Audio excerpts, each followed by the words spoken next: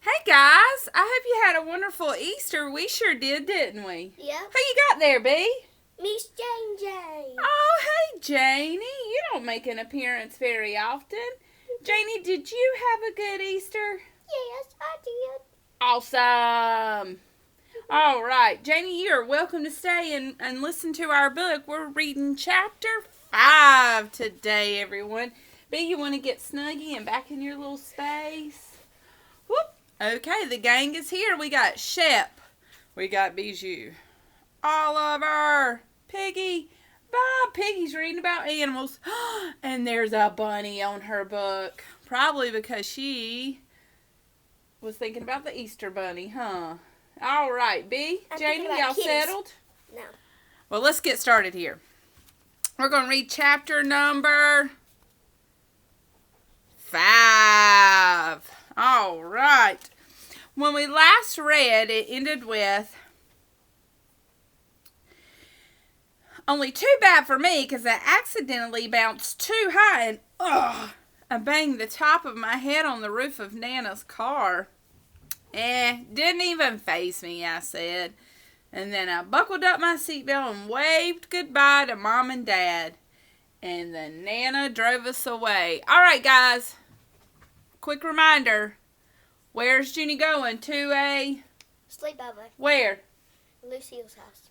Lucille lives with her. Grandma. And is her grandma's house little or big? Humongo. Humongo. All right. So chapter 5 is called Going to the Ball. Usually when you go to the ball, it's like a fancy dance and you wear a ball gown. So let's see what this is about. Lucille was sitting in the middle. She whispered real quietly to me and Grace. Hey guys, don't forget, beg for my poodle, she said. You promised, remember? You promised to beg for my poodle, huh? Me and Grace looked at each other. We didn't actually want to have to do that. Come on, guys. Then Lucille poked us. Come on now, you promised. You have to. Her whisper was getting louder. You promised you'd help me beg. Now start. I did a sigh. And then I thought about it, about what to say.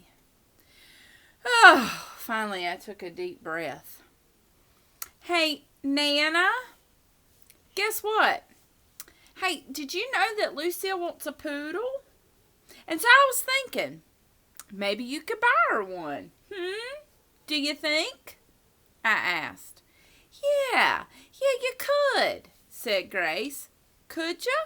She asked. Because she is making us beg you or else we couldn't come have a spend the night party with her. Suddenly Nana's mouth flew wide open. Oh, so that's what this is all about, huh? Well, my granddaughter knows perfectly well that I am allergic to dogs. So if you can tell Lucille that a poodle is out of the question, okay? Tell her. I'm sorry. I'm afraid that is just not possible. I looked over at Lucille and patted her. Lucille, I'm sorry. A poodle is out of the question. Lucille kicked her feet up and down. And then she gave us a mean look and said in a whisper growl, Beg harder. You have to beg harder. I kind of made a frown. Are you firm? Hey, Nana, are you firm on that? No poodle, Lucille, said Nana in a very snappy tone. Then Lucille kicked her feet some more. I knew it. I knew this silly idea wouldn't work. I knew it, she grouched. Just then the car stopped in front of a big iron gate. Mine and Grace's eyes were big and wide. Wow, this gate looks like a castle gate, Grace said. Lucille suddenly went from being grouchy to smiling a little bit. It's not a castle gate, you silly head. "This is the gate to my house," Lucille said. Then Nana reached out and pushed a button, and the gate opened right in front of us. "Hey, that button is like magic," I said. Lucille smiled bigger. After that, Nana drove down a long, winding driveway, and then she stopped in front of a humongous, big, beautiful house. Lucille jumped out of the car and ran inside. Me and Grace followed after her. And guess what? Lucille's house was even more beautiful on the inside than it was on the out. There was big, beautiful long rows of stairs on both sides, and a huge bowl of flowers right when you walked in, and a giant sparkling ceiling light that looked like it was made out of crystal and glass. Oh! I gasped as I looked up at that thing. "Wow! That light takes my breath away," I said. Lucille was so proud and happy she skipped around in circles. And then she sang real loud in our ears. See, told you I was rich, told you I was rich, see, I'm rich." Now, Bijou, let's freeze right there. Should Lucille be acting like this? No. I mean, it might be nice to have that big old house and all that money, but that's not the way you act, is it? Then Lucille kept dancing and singing around with songs that she made up, I guess. After that, she took our hands and showed us all the rooms in her huge house.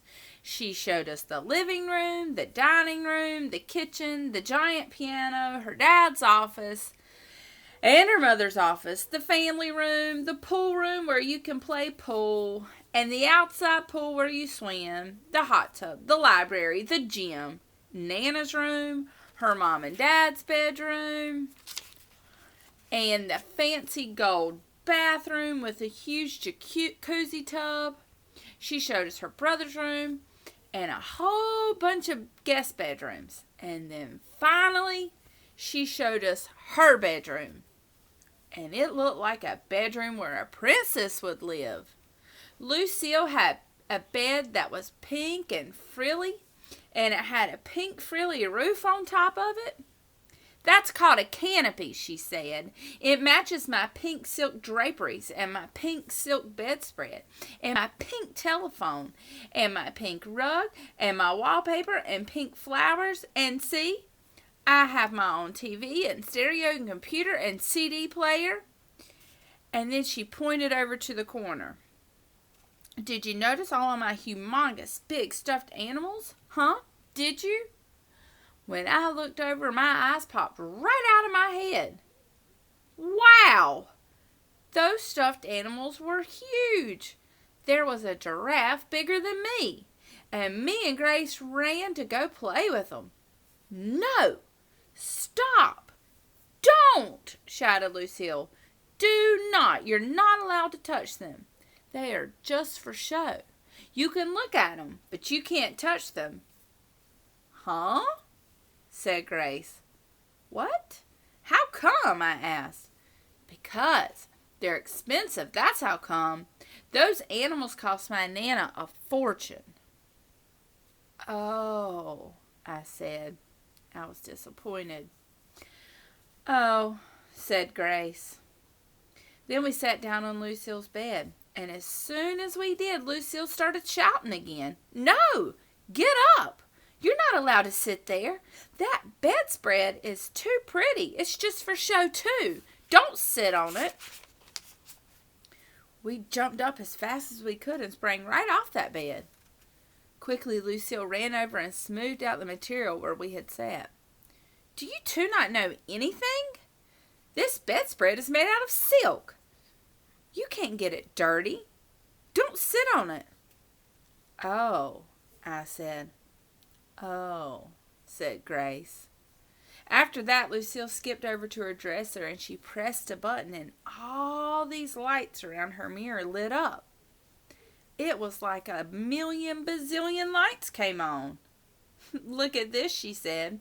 This is my own professional makeup mirror.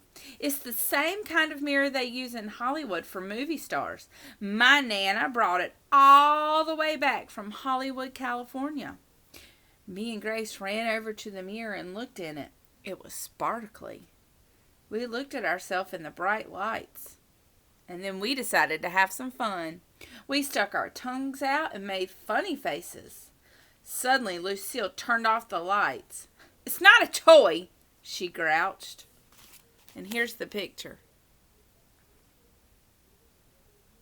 Let me give you a second to look at it so you can see the lights around the mirror that Junie's looking in. You can tell Lucille's face is not happy. And you can see Grace is making a funny face too. And now I'm going to show B. See the picture? Ooh. Lucille doesn't look happy, does she? No, she looks angry. After that, me and Grace just stood very still. We didn't know what to do. All we knew is we weren't allowed to touch anything. "This is going to be a very long evening," I said quietly. Only just then something very wonderful happened. Lucille's Nana came in the room, and she was carrying a big box of dress-up clothes. "I thought you little girls might have fun with some of my old evening gowns. They're as old as the heels, but they're still beautiful and quite stunning, if I do say so myself."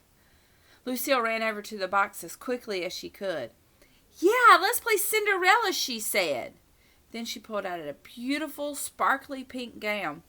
"I'm Cinderella, of course," she shouted. Then that Grace shoved me out of the way. "Move!" As she ran to the box, she pulled out a sparkly blue gown. "I'm the fairy godmother," she yelled. I did a huffy breath, because now I had to be one of the ugly stepsisters. I bent down and searched through the box very carefully, and then all of a sudden my hands felt something long and soft and silky. Quickly I pulled it out, and Nana's face lit up. "Oh my goodness," Nana said. "Look at my old feather boa. Why, I haven't seen that in years." I wrapped it around my neck and danced all around with the lovely thing on. "I love this, Nana. I just love it. How cool!" And if you look on the front of the book, that's what the purple fluffy thing. Usually a boa is made out of feathers and it's real fluffy. And that's what Jeannie has on right now. Whoa. Just then, a great idea popped into my brain. "Hey, I know. I'll be a famous singer that's at the ball that Cinderella goes to." Lucille and Grace kind of gave me a funny look. "What singer?" asked Lucille. "Yeah, Junie, there's no singer," said Grace. I stomped my foot. "Yes, there is. There is too. There is now. There's a singer, and I am her. And guess what? I've decided I will be Florence, the famous singer. Yep, that'll be my name. And I will be performing show tunes from the hit musical Annie. So there." Lucille and Grace kind of looked at each other and then shrugged their shoulders. And then they dressed up in their beautiful gowns. And they went to the ball. And I sang, "The sun'll come out tomorrow," which is a song from Annie. And here's a picture of them.